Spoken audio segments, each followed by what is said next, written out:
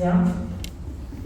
Y ahí tenemos el lactante menor, que es hasta el primer año, el lactante mayor, que es hasta el segundo año, el preescolar de 2 a 5 años de edad, el escolar de 6 a 11 y el adolescente de 12 a 18. Incluye 18 años. ¿Ya? Y cada fase de desarrollo de los niños es susceptible a algún trastorno diferente. Entonces, ahora vamos a ver sobre todo en los niños pequeños, los neonatos o las niñas. Entonces, lo primero que vamos a revisar son las anomalías congénitas, que son defectos anatómicos presentes al nacer. O sea, cuando nace un bebé y se nacido con estas anomalías. ¿Ya? Incluso mucho, el 20% de las gestaciones que presentan anomalías congénitas se producen abortos espontáneos, o sea, no llegan ni siquiera a los 5 meses. ¿Okay? Otros, vamos a ver, que mueren al nacer porque no son compatibles con la vida. Hay malformaciones menos graves que pueden llegar a sobrevivir intrauterинamente toda la gestación. Y también tenemos los que no son tan graves y permiten incluso que sobrevivan al nacer, pero se quedan con la malformación de por vida o incluso pueden llegar solamente a los primeros años de vida. Se pueden estar malformaciones cardíacas o renales. Entonces, estas anomalías congénitas pueden ser estructurales, que vienen de malformaciones, defunciones y síndromes, por ejemplo, síndrome de Down, y funcionales, que son las alteraciones metabólicas. Las malformaciones es muy común, es en un 94% de las anomalías, y vamos a ver que son errores primarios de la morfogenia y endogénesis, y es un proceso intrínsecamente normal del desarrollo. Como vemos acá, podemos ver anencefalia en este caso, ¿no? Que son obviamente compatibles con él. Pueden también ser defectos en un solo gen, como soma, o también puede ser multifactorial.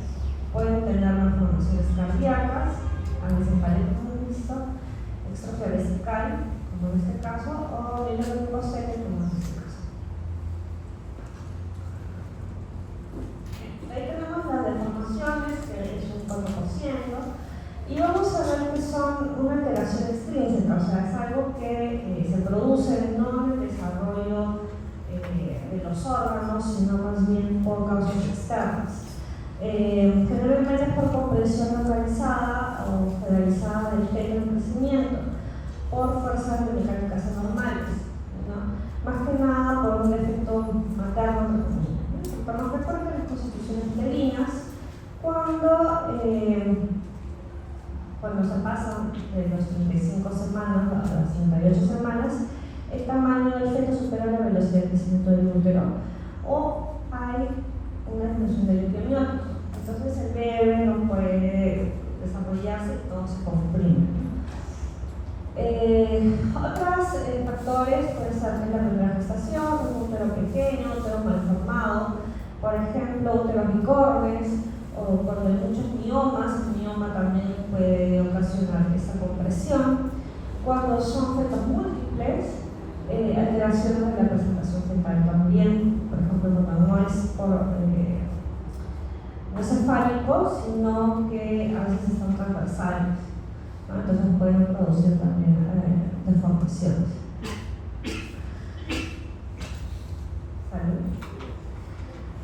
De ahí tenemos las interrupciones, que es un 2% de una destrucción secundaria de un órgano o región corporal previo al desarrollo normal, que puede ser por bridas amnióticas, como en este caso, por ejemplo, que estas bridas llegaron a cortar el dedo que se pueda desarrollar.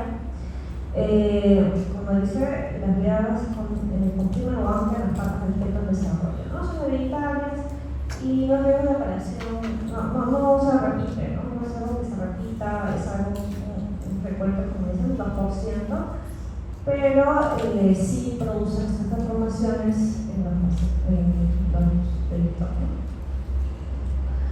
La secuencia es una cascada de malformaciones a partir de una narración única, generalmente en lo que es la organogenia. Entonces vamos a ver que, por ejemplo, ¿no? Secuencia de oligodendronios en el síndrome de Potter. Entonces vamos a ver que, por ejemplo, por la ruptura de los membranas fetales se produce agenesia renal, la obstrucción de las vías urinarias, insuficiencia uteroplacentaria. El fenótipo clásico vamos a ver que tiene una cara aplanada, alteración de la posición de las manos y pies. Este es el pie sambo, acá también se ve el pie sambo. Pie sambo, este de acá que se va para adentro, los piecitos. Ya, luxación de la cadera, hipoplasia pulmonar. Entonces, todas esas separaciones van a tener una secuencia. O sea, daña algo y empieza a romper esa información. Esa es una malformación, claro ejemplo es el síndrome de Down, que son todo lo que se produce por malformaciones congénitas, ¿no? Puede haber varias, en el caso del síndrome de Down no se mide 21, pero pueden haber otros, ¿no? Y no se puede explicar con el potencial único localizado, sino que es todo global. También puede ser causada por una infección vírica, ¿no? También alteración cromosómica. Entonces, en el síndrome de Down vamos a ver varias malformaciones que cuando uno ve la carita de un paciente con síndrome de Down se puede dar cuenta. Por ejemplo, vemos la nariz aplanada, la hendidura pectoral, la dilatación baja de las orejas, ¿no? Los ojitos también. Entonces son varias cosas, ¿no? La nariz enfriada, el cuello corto y ancho. Son varias alteraciones que se producen en los niños. Y son bien reconocidos. Algunos términos que deben de conocer es, por ejemplo, la agenesia, que es la ausencia completa de un órgano, la aplasia, que es la ausencia de un órgano más fallo del crecimiento del tumorio, hipoplasia, que es el desarrollo incompleto, o el menor tamaño de un órgano, y la atresia, que es la ausencia de una apertura de víscera hueca, que puede ser tráquea, intestino. Entonces, la agenesia es que no se forma, ¿no? Aplasia, que da hipoplasia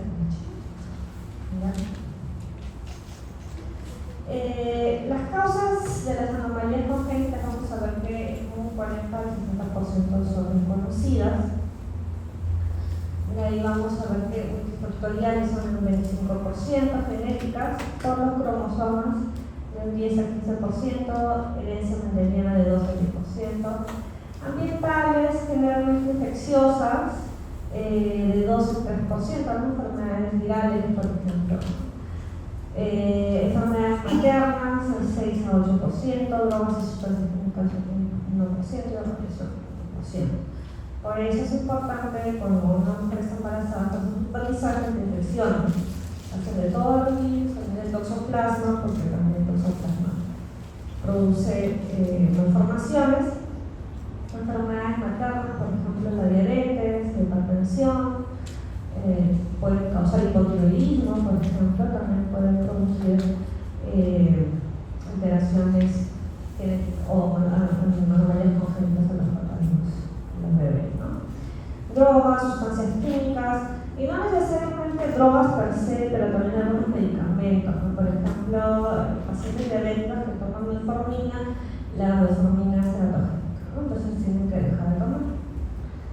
Y bueno, y la radiación es siempre tener cuidado de, por ejemplo, si hay una señora en edad fértil que viene a querer tomarse una placa radiográfica, preguntarle si está gestando o está sospechando de que está gestando. Y si es que sospecha, mejor no tomar. Alumno, por favor, vengan acá adelante.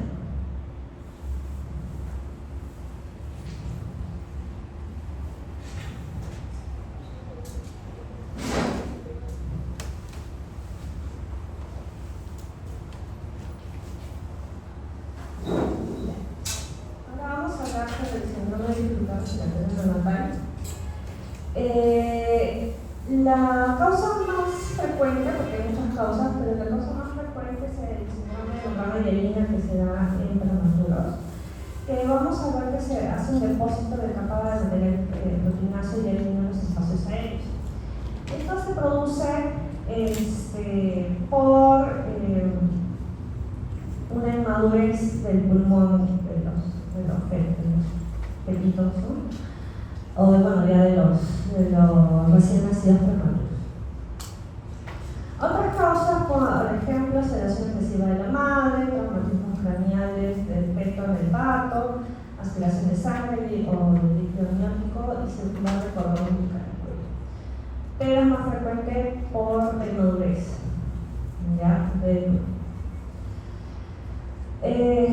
La incidencia de síndrome del sistema respiratorio neonatal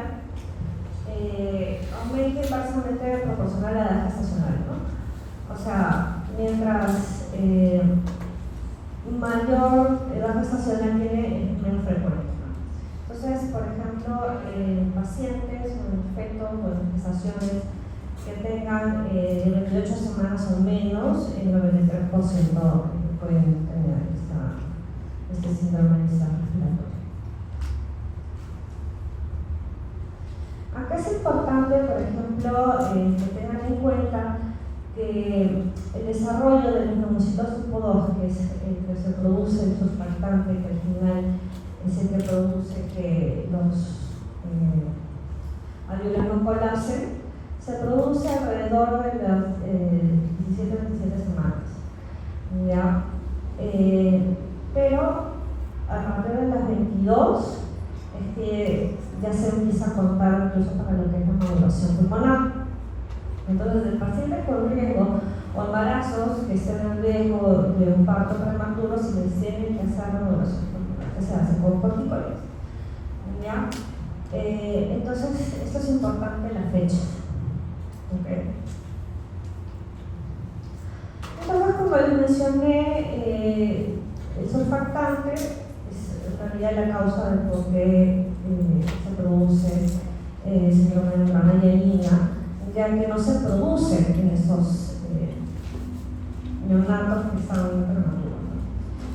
Entonces, esto ayuda el surfactante, bueno, que se produce en los neumocitos tipo 2, como una capa sobre la superficie interna del alveolo, y esto evita que los pulmones o los alveolos colapsen, ¿no? Entonces, eso ayuda para que se haga la distensión y pueda haber el intercambio gaseoso. Bueno, como les mencioné, se produce por la falta de madurez, ¿no? Pulmonar, y vamos a ver que está modulada por el cortisol, insulina, prolactina, tirosina y factor de crecimiento, glucocorticoides. Entonces vamos a ver acá que esto de acá nos ayuda, por eso cuando se hace la modulación pulmonar se inyectan glucocorticoides, para que puedan ayudar a lo que es la maduración. Entonces, ¿cuáles son las características clínicas? Vamos a ver que obviamente es un neonato prematuro, que todavía no llega a la maduración pulmonar, ¿no? Tiene dificultad respiratoria, cianosis, estertores finos en ambos campos pulmonares, y en la radiografía de tórax vamos a ver opacidades reticulogranulares, minúsculas y uniformes. Esto de acá se traduce en vidrio afilado. Ya es un patrón de vidrio afilado, que lo vamos a ver acá. ¿Ya? Y nosotros lo que tenemos que hacer como médicos es el diagnóstico precoz de esto, evaluar los pacientes que pueden tener un parto prematuro y evitar que esto pase, ¿no? Con la maduración pulmonar, por eso se retrasando el parto hasta que este feto, el pulmón fetal, madure o se haga la maduración con corticoides. ¿Ya?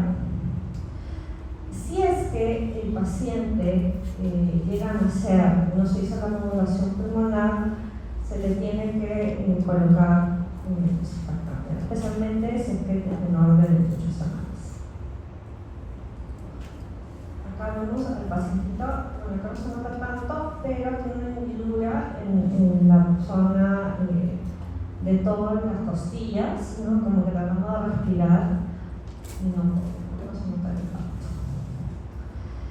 Entonces, ¿qué vamos a ver? Macroscópicamente vamos a ver que el pulmoncito tiene un tamaño normal, pero es sólido, no tiene aire, es un color rojo púrpura y se hunde en el agua. O sea, quiere decir que tiene peso. ¿Por qué? Porque no entra el aire, ¿no? El aire, todos los alvéolos están colapsados y hacen peso, no llega a entrar aire. ¿Ya? Microscópicamente vamos a ver que los alvéolos están poco desarrollados y colapsados. Vamos a ver esta membrana hialina que vemos alrededor, pero aquí es un alvéolo, y alrededor hay una membrana fucsia, si se dan cuenta. Esa es la membrana hialina. ¿Ya?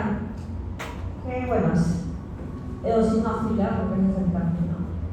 Y tapizan los bronquiolos respiratorios, los conductos alveolares y los alvéolos. Todas estas membranas están compuestas, de hecho tienen neumocitos tipo 2 de Crohn's. O sea, esta parte de acá son los neumocitos tipo 2 que no maduraron y están necróticos. Aparte hay reacción inflamatoria, ¿no? Que las pasa. Y aguda, ¿no? Por lo que es neutrófila, ¿ya?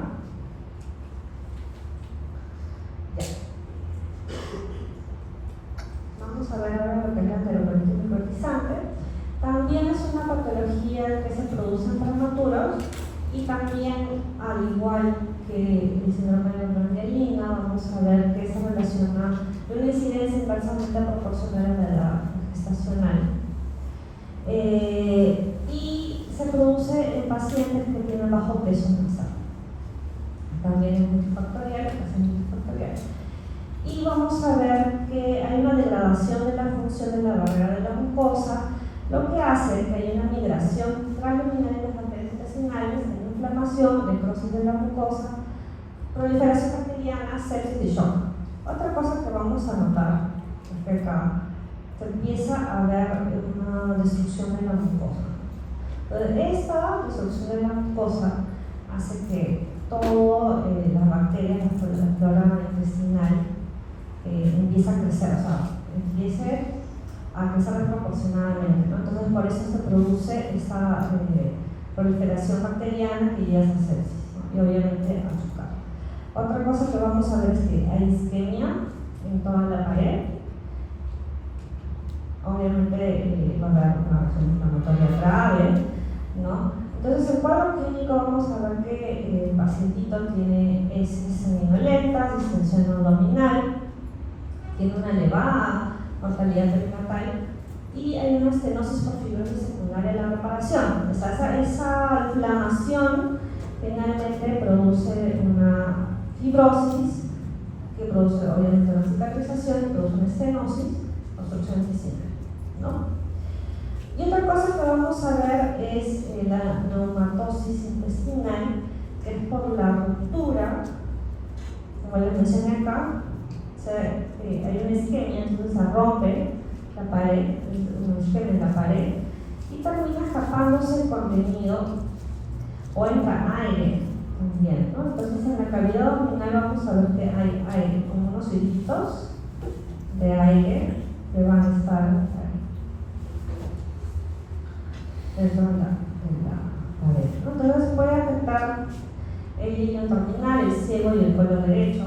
Vamos a ver que los intestinos están distribuidos, viables, digestivos, perforación intestinal, como les mencioné, se rompe la pared por la isquemia, ¿ya? Y peritonitis, obviamente, por lo mismo. Y vamos a ver que va a haber una necrosis coagulativa de la mucosa o transmural y hay ulceraciones y burbujas de gas a nivel submucoso. ¿Ya? Entonces, a nivel de la pared del intestino vamos a ver gas, ¿no? Burbujas de gas. El otro es el trauma obstétrico. Otra patología que vamos a ver es el trauma obstétrico. Esto se produce más que nada ya a la hora del parto, el proceso de parto, y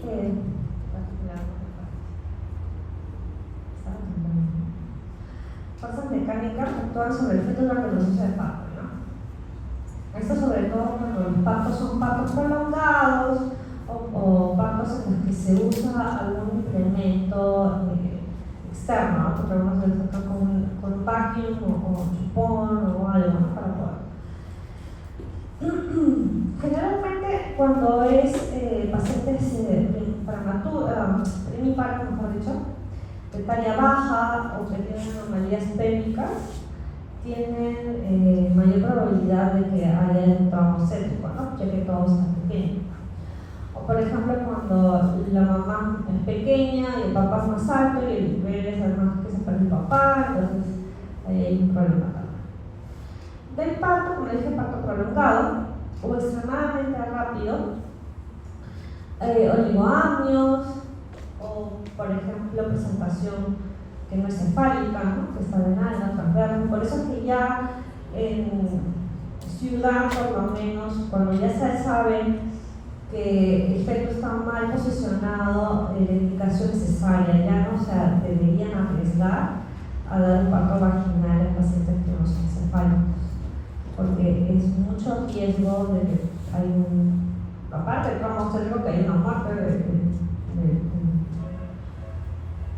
del feto, ¿no? Producto a la hora del parto, ¿no? Parto instrumental, como les dije, cuando usan el vacuum del feto, alteraciones del feto que se harán prematuridad o muy bajo peso, macrosomía, macrocefalia. Entonces todas estas causas pueden causar el trauma obstétrico, ¿no? Y todos los traumas que vamos a hay con estos, hay unos que por ejemplo son a nivel cefálico, ¿no? Las más frecuentes son las hemorragias, por ejemplo, ¿no? Caput succedaneum o cefalohematoma, hematoma subhilar, o hemorragias intracraneales, pero pueden haber también fracturas de clavícula o dislocación de brazos. Entonces puede haber varias cosas, ¿no? Pero las principales son los más frecuentes son los de acá. Pero sí hay, por ejemplo, unos en los que bueno, esto pasó cuando yo estaba haciendo un internado en una rotación que hice en el María Auxiliadora en ginecología, ¿ya? Entonces, en una guardia me había llegado una paciente podal, ¿ya? Y la atiende la residente, no la atiende el asistente porque era en la madrugada y pues en misas a veces te dejan el asistente, ¿no? Entonces, como la paciente ya estaba en expulsivo casi, la atiende la residente, ya eso es una emergencia porque estás en expulsivo. Y el tema fue que no sale la cabeza, se queda en la cabeza. Y el feto muere. Y para sacarle la cabeza, al final tuvieron que hacerle una cesárea a la paciente. Entonces, por eso les digo que ya no se debe atender esos tipos de parto así, ¿no? Partos vaginales en cesárea, porque se corre el riesgo a que puedan pasar ese tipo de cosas. ¿Ya? Entonces, vamos a ver la diferencia entre caput succedaneum, cefalohematoma, ¿no? O hematoma epidural, vamos a sacar. El caput succedaneum es más superficial, presenta en la piel y el periósteo, ¿no? El craneal, la parálisis pericranial. El cefalohematoma es a nivel de periósteo, ¿no? La parte de acá. Y el hematoma epidural es por debajo, ¿no? De la parte del cráneo, ¿no? El caput succedaneum es muy frecuente en realidad y se hunde, me le ponen el dedito, se hunde. ¿No? Es una colección de células sanguinolentas subcutánea, está extraperióstica. El borde es más definido, hay edema, secciones cruzando la línea de la sutura. Esto es frecuente y, entre comillas, más suave, ¿no? Porque esa calzón se queda como un chinchoncito, ¿no? del paciente. Pero, por ejemplo, acá el cefalohematoma sí está de acá un poquito más grave, no es más grave. Es una hemorragia traumática superior, generalmente unilateral, sus márgenes no rebosan los límites de las suturas, la piel suele estar intacta y el 20% se acompaña de fractura lineal subyacente. Ese es el problema, ¿no? Cuando se fractura. El otro, que ya es este de acá, el hematoma epidural, eso es mucho más grave, es como un golpe, ¿no? Y por dentro, ¿no? Eso sí es más grave. Pero no lo vamos a tocar. Alteraciones en el metabolismo. Nosotros tenemos, es muy raro, ya que eso se produce más que nada en otras razas, no tanto en la nuestra, ¿no? Pues son infrecuentes, como le digo, y son más que nada herencia autosómica recesiva o ligada a cromosoma X. Entonces, ¿cuáles vamos a ver hoy día? Vamos a ver las de fenilcetonuria, de la lactosemia y fibrosis quística. Entonces, ¿qué anomalías o qué vamos a ver en un pacientito que sugieren errores innatos de metabolismo? Tenemos a pacientes que tengan alteraciones morfológicas. ¿Ya? Alteraciones morfológicas, tenemos que tengan sordera, que tengan mutilaciones de los deditos que hemos visto, que tengan alteraciones a nivel del cabello, del color, por ejemplo, que su papá, su mamá tengan el cabello oscuro y eso tenga pelirrojo, por ejemplo. Que tengan un olor anormal del cuerpo, del sudor o de orina, por ejemplo, que huela a humedad, que huela a moho o a sudor, ese sudor así de deportista. Otra cosa, por ejemplo, que tenga hepatomegalia, cardiomegalia o hidrops. A nivel neurológico, que tenga hipotonía o hipertonía, que esté en coma, que sea letárgico constantemente o que tenga convulsiones. A nivel gastrointestinal, un bebé que no se alimenta adecuadamente, puede ser también que vomite constantemente o que tenga ictericia. A nivel de los ojos, vamos a ver que tengan cataratas o la mácula roja cereza, dislocación de los lentes, glaucoma. A nivel muscular, o que tenga una miopatía o movimientos anormales, ¿no? Que tenga un movimiento anormal de articulaciones, no camine bien o no pueda caminar. La fenilcetonuria, vamos a ver que es un trastorno autosómico recesivo. Vamos a ver que es muy frecuente en nuestra raza también. Y vamos a ver que es por una carencia de la enzima fenilalanina hidroxilasa, que va a hacer que haya una hiperfenilalanemia. Y esto va a hacer que al principio los bebitos son normales, pero conforme va creciendo, va a empezar a acumular esta fenilalanina y vamos a ver que hay una alteración en el desarrollo cerebral. Entonces, más o menos alrededor de los 6 meses vamos a empezar a ver esa discapacidad intelectual grave. Entonces, los pacientes que no son tratados terminan con convulsiones, disminución de la pigmentación del pelo y piel, olor a moho, y ese olor a moho que les decía como a sudor, ¿no? Y bueno, por si acaso, la fenilalanina tiene, cuando está normal, con la enzima normal, va a transformar a tirosina. La galactosemia, vamos a ver que es una alteración del metabolismo de la lactosa, ya que cuando nosotros tenemos normal esta hormona, vamos a ver que también se produce a glucosa, ¿no? La lactosa se transforma al final en glucosa. Sin embargo, cuando no tenemos la enzima, vamos a tener acumulación de la lactosa. Entonces podemos ver que puede haber daño a nivel cerebral, pero en menos intensidad que la anterior, ¿ya?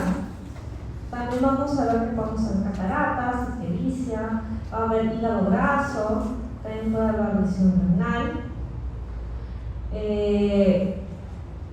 También a nivel cardíaco, ¿ya? Y los eritrocitos. Los más afectados es el hígado, los ojos y el cerebro, ¿no? Puede haber hígado graso, que al final puede terminar incluso como si fuera una cirrosis. La fibrosis quística también es un trastorno hereditario autosómico recesivo, y vamos a ver que hay una alteración de los iones de cloro, de sodio y carbono también. Afecta la secreción de líquido en glándulas exocrinas y el revestimiento epitelial de los aparatos respiratorios, digestivo, reproductor. Y vamos a ver que se producen secreciones enormemente viscosas que obstruyen los órganos, precisamente porque hay una alteración en secreción de algunos electrolitos, ¿no? Estos iones, y hace que estas secreciones se vuelvan viscosas. Puede ser cuadro clínico, vamos a ver una neumopatía crónica secundaria a infecciones de repetición, insuficiencia pancreática, esteatorrea, malnutrición, cirrosis hepática, obstrucción intestinal e infertilidad masculina. Entonces, acá ¿qué es lo que vamos a ver? A nivel de la piel, de que son los productos sudoripados, vamos a ver que los canales de cloro y de sodio se cierran y no pueden absorber el cloro y el sodio. Entonces, lo primero que la mamá detecta es que el sudor de su hijito es anormalmente salado. Entonces, la mamá, ¿cómo se da cuenta al principio? Porque el sudor de su bebé es salado, más de lo normal, ¿no? Porque no se está absorbiendo ese cloro y ese sodio. Pero a nivel de la vía respiratoria y a nivel intestinal también, vamos a ver que es todo lo contrario. ¿Qué hace? ¿Qué es lo que pasa? Que el cloro no puede salir de la célula, otro que no puede entrar, el cloro no puede salir de la célula, y el sodio y el agua, porque los sodio y agua ingresan juntos, entran más. El canal es más abierto, entra más. Entonces, ¿qué es lo que pasa a nivel de lo moco que están cubriendo todo el aparato respiratorio?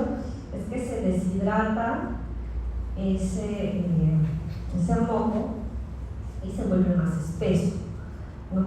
Y eso hace que obstruya toda la parte alrededor, ¿no? Toda la parte del aparato respiratorio. Y no solamente eso, sino también a nivel gastrointestinal, a nivel del conducto de frente, por eso también se produce infertilidad, ¿no? Entonces vamos a ver, dependiendo de la función de ese receptor, esos receptores de acá que vemos. Ya, vamos a ver. Si funciona el 50%, vamos a ver que solamente se produce sinusitis crónica, nada más. Vamos a ver que tiene una tasa de enfermedad pulmonar, tasa media de enfermedad pulmonar, y vamos a ver que hay un riesgo aumentado de ausencia de conducto de frente. Pero cuando ya vemos que hay menos del 55% de función de este receptor, vamos a ver que tiene una sinusitis crónica grave, enfermedad pulmonar grave, cloro elevado de sudor, insuficiencia pancreática, ilio meconial, porque se obstruye, ¿no? El intestino se obstruye porque se cierra, ¿no? Y vamos a ver que hay ausencia de conducto deferente también porque se cierra, ¿no? Entonces, esa obstrucción. Entonces, acá vamos a ver que las alteraciones pancreáticas y digestivas van en un 85-90%. Y vamos a ver que los adolescentes o niños mayores, vamos a ver que tienen conductos tamponados por completo y producen una atrofia exocrina glandular y fibrosis progresiva. Hay mala absorción de proteínas, grasas, pérdida de cantidad de grasas, cetorrea, como se mencionó. Es voluminosa, maloliente, distensión abdominal y poca ganancia de peso. Hay disminución de las vitaminas liposolubles porque no se están absorbiendo las grasas. O sea, la cetorrea se produce porque no se absorben las grasas. Todo lo que se consume se bota, ¿no? Entonces, por eso es que las vitaminas liposolubles no se absorben. Hay una hipoproteinemia y lo que esto hace es que hay un edema generalizado, hay una diarrea persistente y esto puede llevar a que haya un prolapso rectal.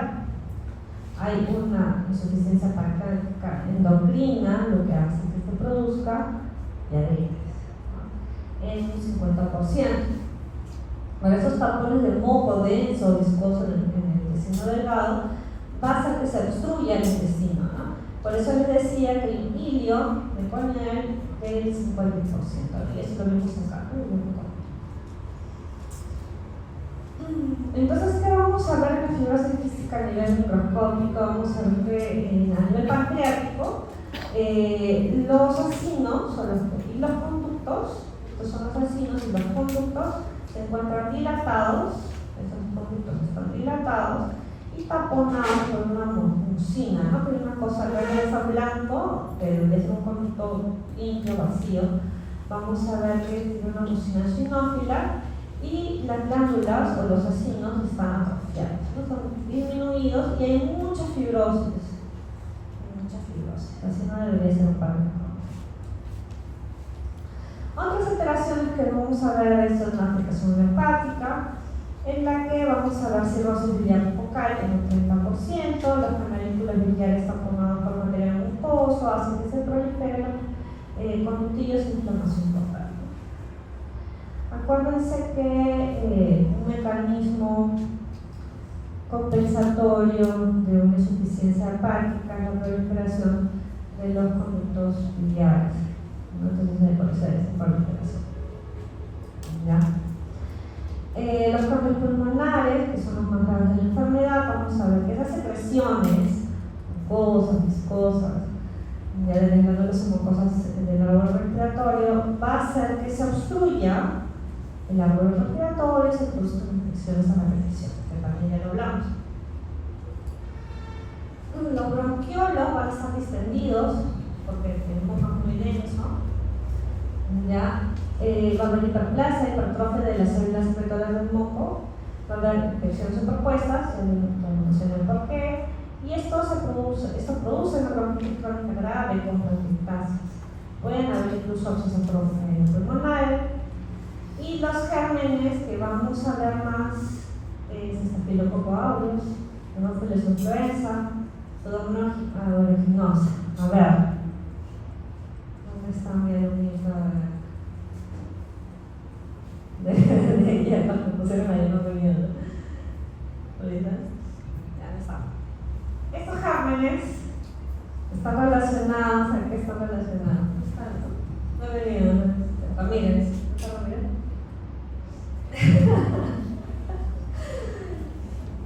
¿Qué patógenos son estos? Los que han estado en su clase, su seminario, los que han ido a su seminario. Intrahospitalarios, ¿no? Gérmenes intrahospitalarios que son nosocomiales. Son pacientes que van constantemente al hospital por sus infecciones y se terminan contagiando por esas bacterias que son intrahospitalarias. Glándulas salivales también, ¿no? Hay una dilatación progresiva de los conductos. Estos pueden producir una metaplasia escamosa, va a haber atrofia glandular, fibrosis, asociar la infertilidad, también ya lo hemos visto, esto con eso obviamente pacientes ya en edad adulta, y vamos a ver que 95% son infértiles con asociación restrictiva. Y vamos a ver que ausencia bilateral congénita de los conductos diferentes.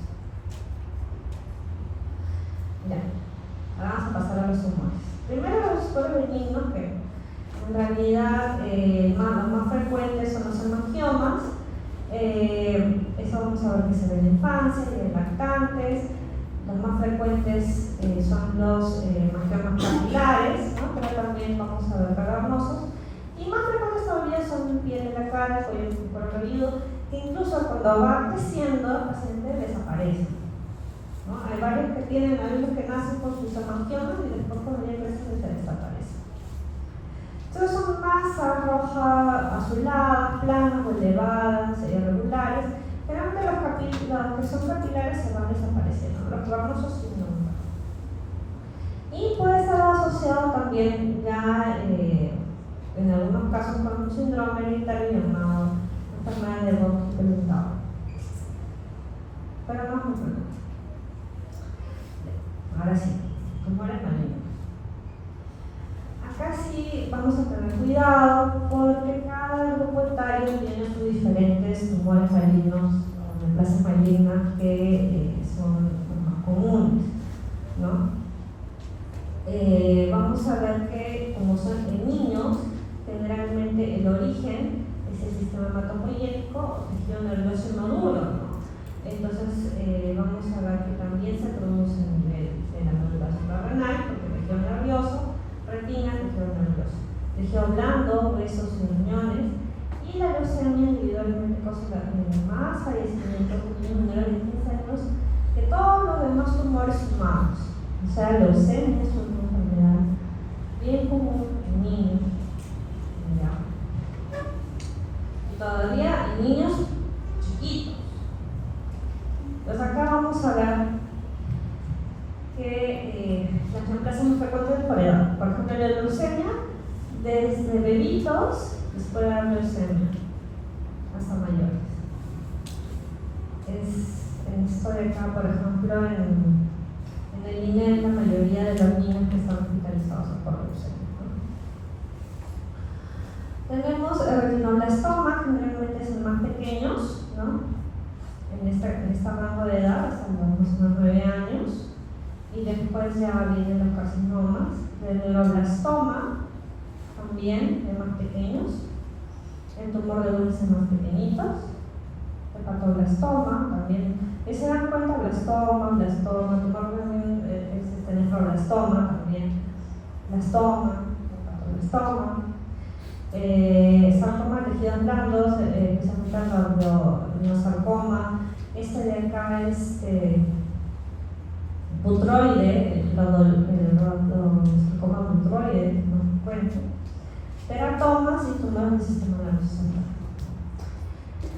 En la edad de 5 a 9 años vamos a ver también leucemias, neuroblastoma. Acá ya no vamos a ver el tumor de Wilms, sino carcinoma hepatocelular, sarcoma de tejidos blandos, sarcoma de Ewing, tejidos blandos, tumor del sistema nervioso central y linfoma. Y en los mayores de 10 a 14 años, leucemia, sigue habiendo leucemias, carcinoma hepatocelular, sarcoma de tejidos blandos, osteosarcoma, carcinoma de tiroides y linfoma de Hodgkin. Ya. Entonces, como habíamos visto acá, hay varios blastoma. ¿Qué es lo que significa? Entonces, vamos a ver que es el aspecto no diferenciado más primitivo o embrionario, por eso tiene ese blastoma. Entonces vamos a ver que todos estos de acá son células que no están diferenciados, o sea, son muy primitivos que no se pueden distinguir, ¿no? Que uno para poder, si fuera una sola célula, por ejemplo, que uno lo ve y no sabe de qué órgano es, tiene que hacer inmunohistoquímica para poder distinguir de qué órgano o de dónde, qué sirve, proviene. Entonces tenemos el nefroblastoma, que es el tumor de Wilms, el hepatoblastoma, neuroblastoma, retinoblastoma, neuroblastoma. Entonces estos tumores, la característica que tienen son que son células azules, redondas y pequeñas. ¿Ya? Entonces cuando nosotros hablamos de tumores indiferenciados o no diferenciados, vamos a hablar de tumores que tienen células azules, redondas y pequeñas. Entonces acuérdense porque eso hace el próximo ciclo que lleven patología especial en el neuroblastoma vamos a ver que se tanto en ganglios simpáticos como en médula suprarrenal. Es más frecuente en médula suprarrenal, ya que ahí se encuentran las células primordiales de la cresta neural. ¿Ya? Entonces, es un tumor sólido extracranial, obviamente estamos hablando de niños, más o menos a los 18 meses empiezan a tener esta incidencia. Vamos a ver que la señal del linfoma anaplásico es la causa fundamental de la predisposición familiar al neuroblastoma, y alrededor del 90% de estos neuroblastomas van a producir catecolaminas, ¿no? Porque obviamente estamos en el neuroblastoma. Y esto de acá hace que se pueda hacer un screening a los pacientes, ¿no? Esto ayuda a que se le pueda hacer una detección temprana. ¿Okay? La macroscopía vamos a ver que obviamente el 40% a nivel suprarrenal. Vamos a ver que también se produce en la cadena simpática, región paravertebral del abdomen, en el mediastino posterior de los ganglios. Ganglios simpáticos. Tejido grisáceo oscuro blando, macro, y puede haber necrosis, arrendamiento físico y hemorragia. Microscópicamente vamos a ver esas células que les dije, pequeñas, azules, redondas, ¿no? Todas estas de acá son de aspecto primitivo, ¿no? Escaso citoplasma, núcleos oscuros, núcleos mal definidos, las láminas son sólidas, pleomorfismo, mitosis, ahí lo podemos ver, y en el fondo del tumor vamos a ver el neurópilo, que es un material fibrilar o sinofiloclaro. Y se empiezan a crear estas pseudo-rosetas que se llaman Homer-Wright, que crecen alrededor de este neurópilo. Pues en el centro vamos a ver el neurópilo y alrededor vamos a ver estas células que hacen como si fueran una florcita hacia el neurópilo. Entonces estas son las pseudo-rosetas de Homer-Wright.